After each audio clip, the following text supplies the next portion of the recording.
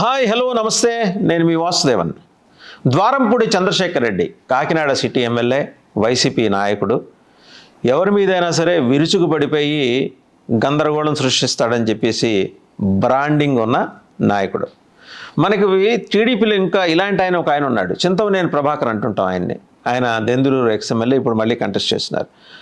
కొద్దిగా నియోజకవర్గాలు వేరు, అలాగే పార్టీలు వేరు, కానీ ఇద్దరి ఈ దాన్ని ఏమంటారు బాడీ లాంగ్వేజ్ కానీ అప్రోచ్ కానీ ఒకే రకం ఉంటుంది.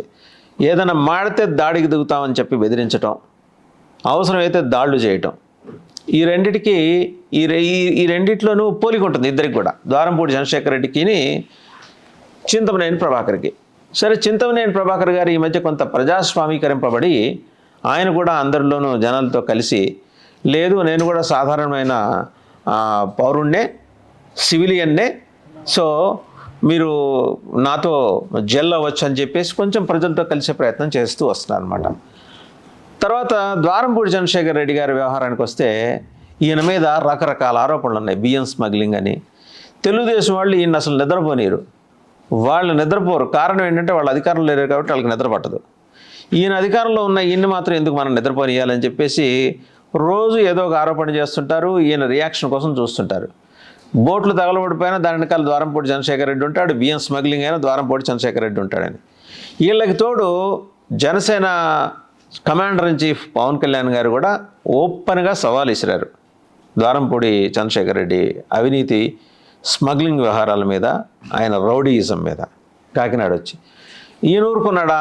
ఈయన కూడా ఎదురు దాడికి దిగాడు ద్వారంపూడి చంద్రశేఖర్ రెడ్డి గారు. ఏమని? పవన్ కళ్యాణ్ గారు మీరు కాకినాడ వచ్చి నా మీద నుంచొని గెలవండి అని.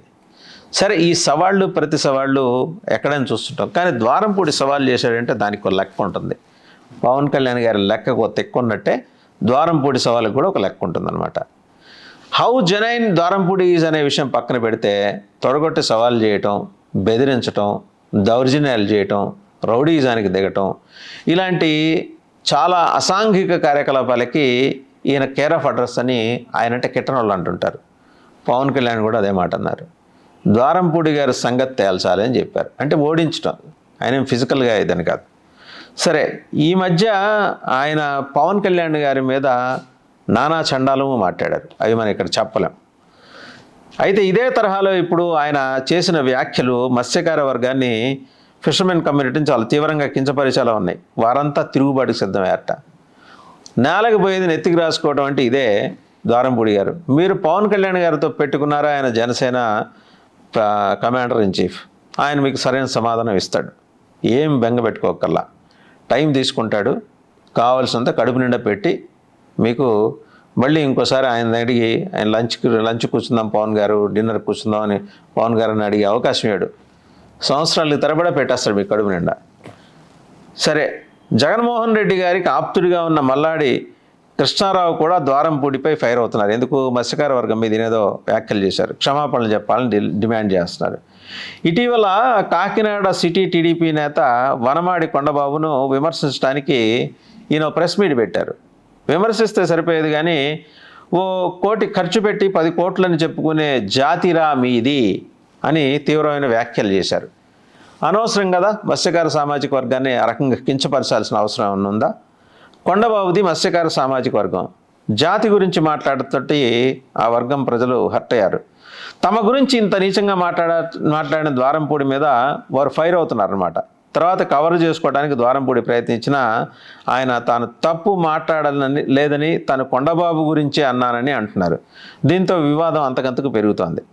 మత్స్యకార వర్గం కాకినాడలో అధికంగా ఉంటుంది, అది అందరికీ తెలిసిందే. తర్వాత కాపులు, రెడ్ల సంఖ్య తక్కువ. కానీ ద్వారంపూడి తన రౌడీజంతో రాజకీయం చేస్తూ వస్తున్నారని మళ్ళీ ఇందాకే చెప్పిన ఆయనంటే కిట్టని వాళ్ళు, వితిన్ కోట్స్, వాళ్ళు ఆరోపిస్తుంటారు, విమర్శిస్తుంటారు. కానీ అన్ని వర్గాలతోనూ ఈయన సున్నం పెట్టుకున్నాడు. సో ఈసారి పూర్తి స్థాయిలో తదిమా అని చెప్పేసి ద్వారంపూడికి తప్పదు అని అంటున్నారు. అసలు ఇంకోటి, ఫిషర్మెన్ కమ్యూనిటీ గురించి మాట్లాడాల్సిన నెసిటీ ద్వారంపూడికి ఎందుకు వచ్చింది? ఆయన ఇష్యూ వల్ల ఎవరితోటి? టీడీపీ నాయకుడు వనమాడి కొండబాబుతోటి ఇష్యూ. కొండబాబు ఆయన తేల్చుకోవాలి. మధ్యలో కులాలను లాగాల్సిన అవసరం ఏంటి? 1 కోటి ఖర్చు పెట్టి 10 కోట్లు ఖర్చు పెట్టుకున్నాం అని చెప్పే జాతిరా మీద అనాల్సిన అవసరం ఏమొచ్చింది? ఇవన్నీ తప్పుడు మాటలు కదా. ఇవాళ దీనికి ఆయన మరి సమాధానం చెప్పుకోవాల్సిన పరిస్థితి ఏర్పడింది. ఒక పక్క పవన్ కళ్యాణ్తో సున్నం పెట్టుకున్నారు, మరో పక్క ఏమో సొంత పార్టీలో ఉన్న మల్లారి కృష్ణారావు గారితో ఇబ్బంది, మరోపక్క మత్స్యకార సామాజిక వర్గం ఇందాకే చెప్పినట్టు కాకినాడ సిటీలో వాళ్ళది నెంబర్ 1 కమ్యూనిటీ, తర్వాత నెంబర్ 2 కాపులు సంఖ్యాపరంగా నేను చెప్పేది. మరి వీళ్ళు కాపులు, మీరు కాపు కాదు, మత్స్యకార సామాజిక వర్గం కాదు, మీరు రెడ్డి, ద్వారంపూడి చంద్రశేఖర్ రెడ్డి. సరే, మీ మీద స్మగ్లింగ్ ఆరోపణలు అవన్నీ కెట్టనోళ్ళు చేశారనుకుందాం, బోటు తగలబెట్టింది మీరే అంటారు. రకరకాల ఆరోపణలు, వాటన్నిటి కూడా ఎవరు పట్టించుకోలేదండి. సరిగ్గా ఎన్నికల సమయంలో కులం పేరెత్తి కెలుక్కోవటం ఎందుకు ద్వారంపూడి గారు? తప్పు కదా. సో దీనివల్ల పర్యవసానాలు ఎలా ఉంటాయో మీకు తెలుసు కదా. చాలా కీలకమైన సమయం, సెన్సిటివ్ సెక్షన్స్ వాళ్ళు, సామాజిక వర్గాలు. అంటే మిగిలిన వాళ్ళు నాన్ సెన్సిటివ్ అని కాదు, ఇన్సెన్సిటివ్ లేకపోతే నాన్ సెన్సిటివ్ అని కాదు, బట్ ఏ సామాజిక వర్గాన్నైనా కించపరవలసిన అవసరమే ఉంది. వాళ్ళకి కావాల్సినంత వెపనరీ మీరు ఇస్తున్నారు, మందుగుండు సామాగ్రి మీరే ఇస్తున్నారు ప్రతిపక్షాలకి. మీరేదో ఎన్నికల వేళైనా సవ్యంగా ఉంటారు, నోరు పారేసుకోకుండా ఉంటారని మీ పార్టీ వాళ్ళు ఆశిస్తుంటే, సరే మనకి జగన్మోహన్ రెడ్డి గారు అండుంది, మనల్ని ఎవరేం పీకుతారు అనే పద్ధతిలో మీరు మాట్లాడారనుకోండి, జనం ఏం పీకాలో ఎలా పీకాలో వాళ్ళు డిసైడ్ చేసుకుంటారు. తర్వాత అనుకొని బాధపడి ప్రయోజనం ఉండదు. ఎక్కడో ఒక చోట దీనికి పురుష పెట్టాలి ద్వారంపూడి గారు.